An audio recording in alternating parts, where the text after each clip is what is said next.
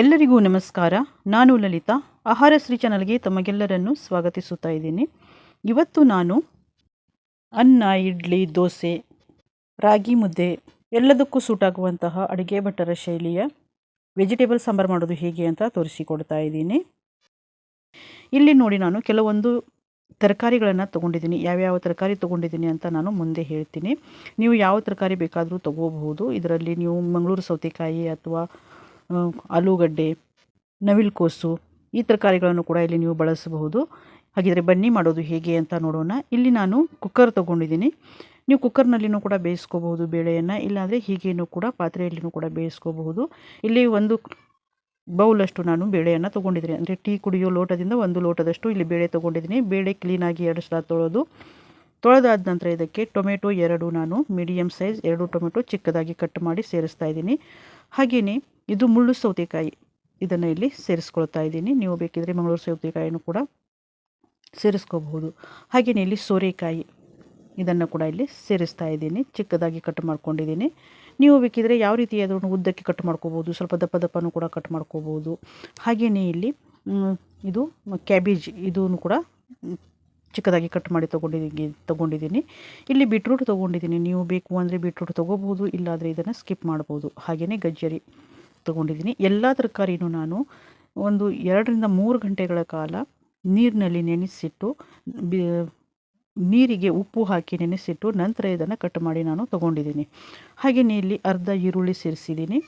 ಈರುಳ್ಳಿ ಸೇರಿಸಿ ಅದಕ್ಕೆ ಸ್ವಲ್ಪ ಅರಿಶಿನ, ಸ್ವಲ್ಪ ಉಪ್ಪು, ಸ್ವಲ್ಪ ಎಣ್ಣೆ ಇವಿಷ್ಟು ಹಾಕಿ ಇದನ್ನು ನಾವು ಕುಕ್ಕರ್ ಸಿಟಿಯನ್ನು ಮಾಡ್ಕೋಬೇಕು. ಇಲ್ಲಿ ಕರೆಂಟ್ ಹೋಗಿದೆ, ಕರೆಂಟ್ ಹೋಗೋದು ಬರೋದು ಮಾಡ್ತಾಯಿದೆ. ಇಲ್ಲಿ ನಾನು ಬ್ಯಾಟ್ರಿ ಹಚ್ಕೊಂಡಿದ್ದೀನಿ. ಇವಾಗ ಇದಕ್ಕೆ ಸ್ವಲ್ಪ ನೀರನ್ನು ಸೇರಿಸಿ ನಾವು ಕುಕ್ಕರ್ ಮುಚ್ಚಳನ ಮುಚ್ಚಿ, ಇವಾಗ ಕರೆಂಟ್ ಬಂತು. ಇವಾಗ ನೋಡಿ, ಇಲ್ಲಿ ಕುಕ್ಕರ್ ಮುಚ್ಚಳನ ಮುಚ್ಚಿ ನಾವು 2 ರಿಂದ 3 ಸೀಟಿ ನಾವು ಮಾಡ್ಕೋಬೇಕಾಗತ್ತೆ. ನೀವು ಕುಕ್ಕರ್ನಲ್ಲಿ ಬೇಕಾದರೂ ಬೇಯಿಸ್ಕೋಬೋದು, ಇಲ್ಲಾಂದರೆ ಪಾತ್ರೆಯಲ್ಲಿನೂ ಕೂಡ ಬೇಯಿಸ್ಕೋಬೋದು. ಹಾಗೆಯೇ ಇಲ್ಲಿ ಗ್ಯಾಸ್ ಉರಿಯನ್ನು ಹಚ್ಚಿ ನಾನು ಗ್ಯಾಸ್ ಮೇಲೆ ಈ ಕುಕ್ಕರನ್ನು ಇಟ್ಕೊಂಡು ಇಲ್ಲಿ ಸಿಟಿ ಮಾಡಿ ತೊಗೊಂಡಿದ್ದೀನಿ. ಇವಾಗ ಕುಕ್ಕರ್ ಕೂಡ ತಣ್ಣಗಾಗಿದೆ, ಬೇಳೆ ಕೂಡ ಚೆನ್ನಾಗಿ ಬೆಂದಿದೆ. ಇವಾಗ ಇಲ್ಲಿ ನೀವು ನೋಡ್ಬೋದು. ಇವಾಗ ಈ ಬೇಳೆಯನ್ನು ನಾನು ಕುಕ್ಕರ್ನಿಂದ ಈ ಒಂದು ಪಾತ್ರೆಗೆ ಇದನ್ನು ಟ್ರಾನ್ಸ್ಫರ್ ಮಾಡ್ತಾ ಇದ್ದೀನಿ. ಈಗ ಒಂದು ಪಾತ್ರೆಗೆ ನಾನಿಲ್ಲಿ ಹಾಕ್ಕೊಳ್ತಾ ಇದ್ದೀನಿ. ಈ ಕುಕ್ಕರಿಗೆ ಸ್ವಲ್ಪ ನೀರನ್ನು ಸೇರಿಸಿ ಆ ನೀರನ್ನು ಕೂಡ ಇಲ್ಲಿ ಹಾಕಿದ್ದೀನಿ. ನಿಮಗೆ ದಪ್ಪ ಬೇಕಂದರೆ ದಪ್ಪ, ತೆಳುವಾಗಿ ಬೇಕಂದರೆ ತೆಳ್ಳಗೆ, ಹೆಂಗೆ ಬೇಕು ಹಾಗೆ ನೀವು ಈ ಸಾರನ್ನು ಮಾಡ್ಕೋಬೋದು. ಇವಾಗ ಇದಕ್ಕೆ ಮಸಾಲೆ ಮಾಡ್ಕೊಳ್ಳಿಕ್ಕೆ ನಾನು 1/4 ಟೀ ಸ್ಪೂನಷ್ಟು ಸಾಸಿವೆ, ಅರ್ಧ ಟೀ ಸ್ಪೂನಷ್ಟು ಜೀರಿಗೆ, 3 ಟೀ ಸ್ಪೂನಷ್ಟು ಇಲ್ಲಿ ಧನಿಯಾ ಕಾಳು ತೊಗೊಂಡಿದ್ದೀನಿ. ಹಾಗೆಯೇ 10 ರಿಂದ 12 ಒಣಮೆಣಸಿನ್ಕಾಯಿ, ಇದು ನಾನು ತೊಗೊಂಡಿರೋದು ಬ್ಯಾಡಗಿ ಮೆಣಸಿನ್ಕಾಯಿ. ನೀವು ಖಾರ ನೋಡಿಕೊಂಡು ಮೆಣಸಿನ್ಕಾಯಿನ ತೊಗೋಬೋದು. ಇದು ಸ್ವಲ್ಪ ಸಪ್ಪೆ ಇದೆ.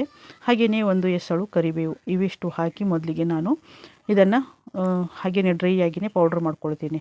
ಇವಾಗ ನೋಡಿ, ಇಲ್ಲಿ ಈ ರೀತಿಯಾಗಿ ನಾನು ಪೌಡ್ರ್ ಮಾಡ್ಕೊಂಡಿದ್ದೀನಿ. ಪೌಡರ್ ಮಾಡ್ಕೊಂಡಾದ ನಂತರ ನಾನು ಇದಕ್ಕೆ 1 ಬೌಲಷ್ಟು ಕಾಯಿ ತುರಿಯನ್ನು ಸೇರಿಸ್ಕೊಳ್ತಾ ಇದ್ದೀನಿ. ಕಾಯಿ ತುರಿ ಸೇರಿಸಿ ಇದಕ್ಕೆ ಸ್ವಲ್ಪ ನೀರನ್ನು ಸೇರಿಸಿ ನಾವು ಎಷ್ಟು ಸಾಧ್ಯ ಇದೋ ಅಷ್ಟು ನೈಸಾಗಿ ನಾವು ಇದರ ಪೇಸ್ಟನ್ನು ಮಾಡ್ಕೋಬೇಕು, ಅಂದರೆ ರುಬ್ಕೋಬೇಕು.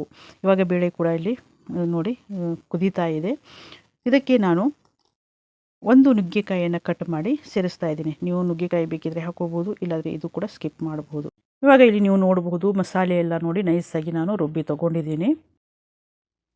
ಇವಾಗ ಇಲ್ಲಿ ನಾನು ಗ್ಯಾಸ್ ಮೇಲೆ ಒಂದು ಒಗ್ಗರಣೆ ಸೌಟ್ ಇಟ್ಕೊಂಡಿದ್ದೀನಿ. ಅದಕ್ಕೆ 2 ಟೇಬಲ್ ಸ್ಪೂನಷ್ಟು ಎಣ್ಣೆ, ಹಾಗೆಯೇ ಅರ್ಧ ಟೀ ಸ್ಪೂನಷ್ಟು ಇದಕ್ಕೆ ಸಾಸಿವೆಯನ್ನು ಸೇರಿಸ್ತಾ ಇದ್ದೀನಿ. ಸಾಸಿವೆ ಎಲ್ಲ ಚಿಟಪಟ ಅನ್ನತ್ತೆ, ಚಿಟಪಟ ಅನ್ನುವಾಗ ಎಲ್ಲ ಕಡೆ ಸಿಡಿಯುತ್ತೆ. ಹೀಗಾಗಿ ಒಂದು ಪ್ಲೇಟನ್ನು ಮುಚ್ಚಿದ್ದೀನಿ.